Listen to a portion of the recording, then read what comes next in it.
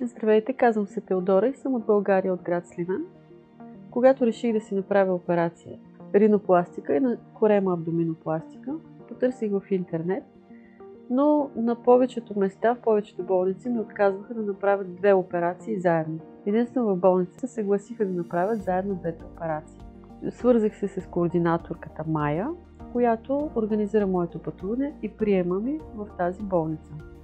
Когато дойдох тук, се запознах с лекарите. За ринопластиката е доктор Окан, а за абдоминопластиката е доктор Еркан. Тук ме посрещнаха, направиха ми абсолютно всички изследвания, срещнах се с лекарите. Цял един ден беше отделен само за изследвания и за разговори с лекари. На следващия ден ми направиха заедно двете операции. Заедно работиха лекарите с една опойка в екип.